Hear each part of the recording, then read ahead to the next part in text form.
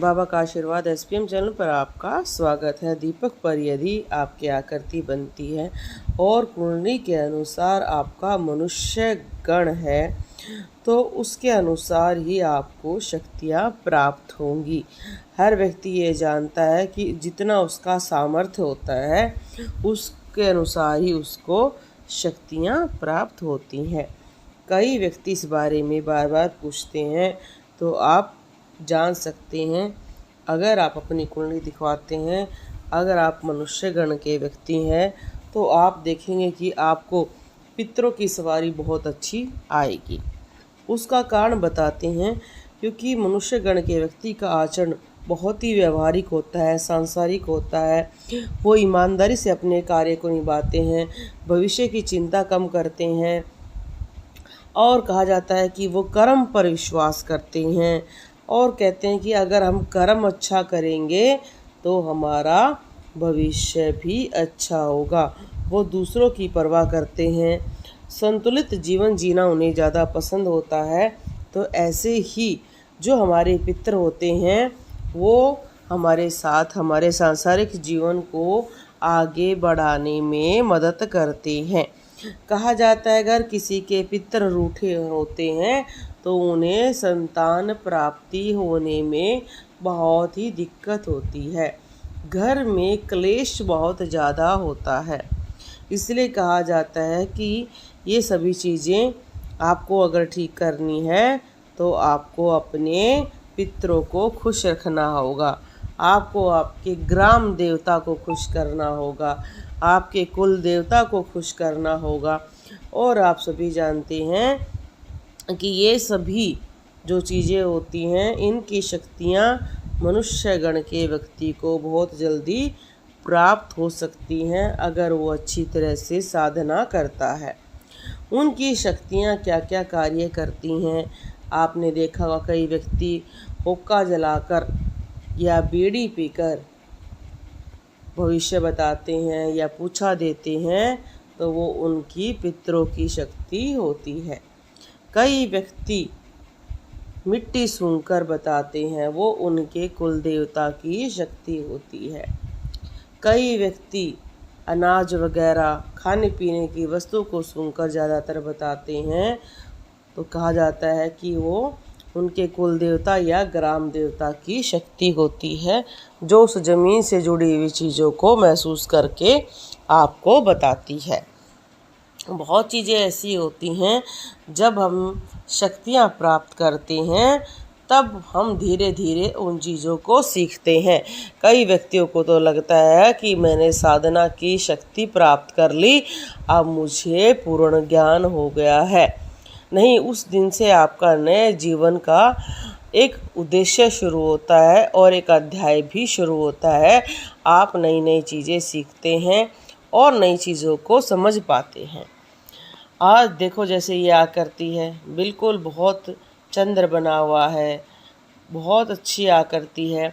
तो ऐसे व्यक्ति को उनका विशेष आशीर्वाद मिलेगा अपने पितरों का और कुल देवता का और अपने ग्राम देवता का। तो ये शक्तियाँ क्या, एक प्रश्न और पूछा था, क्या किसी के पास ये शक्तियाँ होने के बाद वो किसी देवता की शक्तियों को नहीं ले सकता? बिल्कुल ले सकता है, पर प्रमुख रूप से ये शक्तियाँ ही ज़्यादा कार्य करती हैं और धीरे धीरे साधना करके वो और भी देवताओं के गण प्राप्त कर सकता है, जैसे उसे इच्छा लगे या उसके देवता उसको संकेत देंगे तो वैसे वैसे साधना करके वो और सिद्धियों को प्राप्त कर लेगा। क्योंकि सिद्धियां धीरे धीरे ही आती हैं और निरंतर साधना, निरंतर तप, मंत्र जाप से ही वो आपके पास रुकती हैं। अगर आप अपने आचरण में बदलाव करते हैं तो वो आपका साथ छोड़कर चली जाती हैं। उसका कारण यही होता है कि आपको अपने नियमों पर अटल रहना चाहिए। जैसे कि जो व्यक्ति मनुष्य गण के होते हैं वो कर्म को बहुत ही मानते हैं, तो कर्म को जो मानते हैं कर्म को आगे लेकर चलना चाहिए। जैसे अगर कोई व्यक्ति उनके पास आता है, उसको प्रेत बाधा है, तो उसके सारे कर्म कराने चाहिए। पूजा पाठ कराना, प्रेत की मुक्ति के लिए हवन, अगर आप मेहंदीपुर बालाजी जाते हैं तो वहाँ की अर्जी बंधवाना और अर्जी के द्वारा पूरा उसकी घर में हर चीज़ का ध्यान रखता है उसका इलाज करना। अब कई व्यक्ति ये सोचते हैं कि हम किसी भगत के पास गए और एक दिन के अंदर ही हम ठीक हो जाएं, तो ऐसा नहीं होता है। जो तांत्रिक होते हैं, जो बहुत ज़्यादा पैसा लेकर कहते हैं कि हम आपको एक दिन में ठीक कर देंगे, तो वो प्रेत को आपके ही शरीर में बांध देते हैं, जिसका दुष्परिणाम ये होता है कि आगे चल के आपका स्वास्थ्य खराब रहता है, आपकी बुद्धि कार्य करना बंद कर देती है, आपका आचरण ख़त्म हो जाता है और धीरे धीरे आप एक अलग से व्यक्ति बन जाते हैं जिसे ज़्यादा नॉलेज नहीं रहती है, क्योंकि आपके अंदर ही बुरी शक्ति बंधी रहती है और वो बुरी शक्ति धीरे धीरे धीरे आप पर आचरण करना शुरू कर देती है और आपको पता ही नहीं चलता है। बहुत सारे व्यक्ति ऐसे आते हैं जिनकी नेगेटिविटी की वजह से जिनका शरीर और मानसिक संतुलन एक जैसा नहीं रह पाता है और उनका आचरण बहुत बदल जाता है। ऐसे व्यक्ति अपने दिमाग से कार्य करना बंद कर देते हैं। इसलिए कभी भी पैसों के लालच में आकर किसी व्यक्ति के अंदर कोई भी प्रेत को बांधना नहीं चाहिए, उससे बहुत ही ज़्यादा पाप लगता है। अगले व्यक्ति पूरा जीवन दुखी से रहता है। इसलिए एक भगत का कार्य होता है कि उसे साधना बताए, उसके मंत्र जाप को प्रबल कराए, उसकी नेगेटिविटी को काटने में मदद करे, उसे मेहंदीपुर बालाजी लेकर जाए। अगर वहाँ ले जा सकते हैं तो जो बहुत सारे उपाय हैं वो कराए, उससे हनुमान चालीसा, बजरंग बाण का पाठ करवाएं और धीरे धीरे उसके घर में हवन करवाएं, तो नेगेटिविटी अपने आप ही छोड़कर चली जाएगी और उस व्यक्ति की सद्बुद्धि रहेगी और आगे चलकर वो भी स्वयं पूजा पाठ करेगा, लोगों को उसका प्रचार करवाएगा। तो ये कार्य करना चाहिए।